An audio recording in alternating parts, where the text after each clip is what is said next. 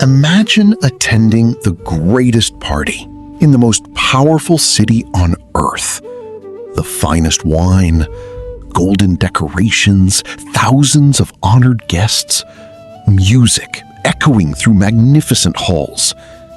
Everyone believed the kingdom of Babylon was untouchable. No army could defeat it. No king could challenge it. No one imagined that before the night was over, their empire would fall forever.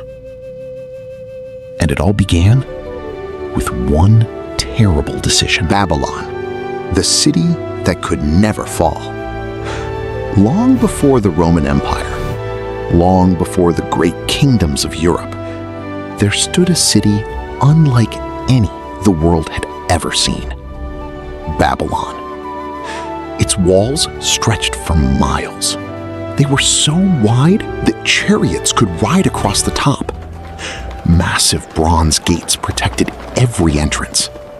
Inside were magnificent palaces, beautiful gardens, busy marketplaces, temples covered in gold, and unimaginable wealth. People believed Babylon could never be conquered. Its walls were simply too strong. Its pride of the ancient world. But there was something far more dangerous than enemies outside the walls. It was the pride growing inside the palace. Meet King Belshazzar. Years earlier, Babylon had been ruled by the mighty King Nebuchadnezzar. He had conquered nations, built incredible buildings, and filled Babylon with riches. But Nebuchadnezzar had learned an unforgettable lesson. After becoming proud, God humbled him. Only after losing everything did he finally acknowledge that God rules over all kingdoms. His story became known throughout Babylon. People remembered it. They spoke about it. Even the royal family knew what had happened. One of those people was King Belshazzar. Belshazzar knew the history. He knew how pride had nearly destroyed his predecessor. Yet instead of learning from that lesson, he chose to ignore it. Massive walls. An enemy army had already surrounded the city. The Medes and the Persians were waiting.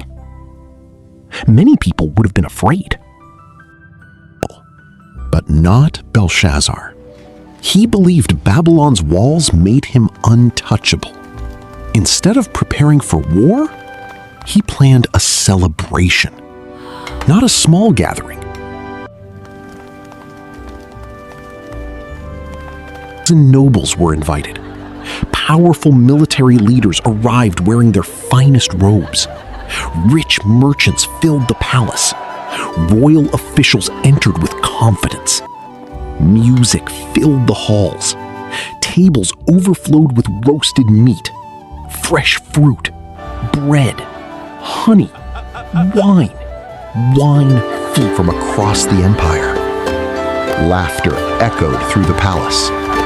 Musicians played. Dancers entertained the guests.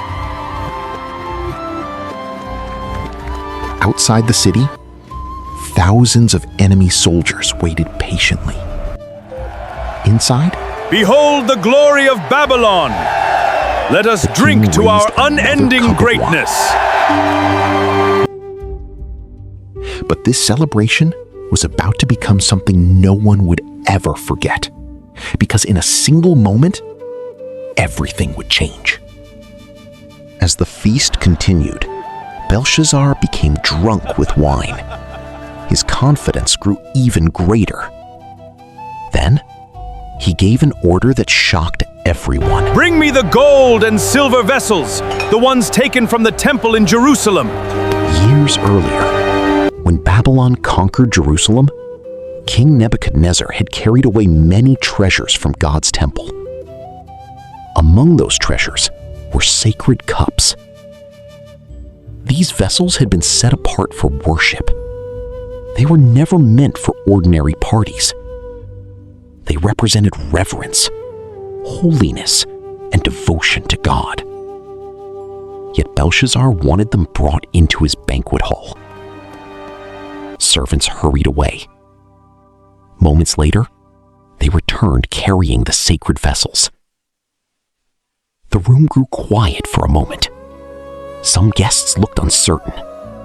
Others smiled. The king laughed. He took Behold the gold of Jerusalem! Let us drink and make merry! Guests from across the kingdom, all drinking from vessels dedicated to God. But it did not stop there. As they To the drank, immortal gods who watch over our empire, may their glory shine forever! they celebrated gods that could neither speak, nor hear, nor save. Meanwhile, they mocked the God whose holy vessels they held in their hands. The celebration reached its loudest moment. Music played, people cheered, wine flowed freely. Belshazzar smiled proudly. He believed he had complete control. He believed nothing could touch Babylon. He believed no judgment would ever come. Then, without warning, a human hand appeared, floating in the air. No body, no face, only fingers, writing glowing words across the palace wall. The music stopped. The laughter disappeared. The king stared, unable to move. His face turned pale. His knees began to shake. And the most powerful man in Babylon suddenly realized that someone greater than himself had entered the room. But what did the mysterious words mean? And why did they terrify an entire kingdom? To be continued.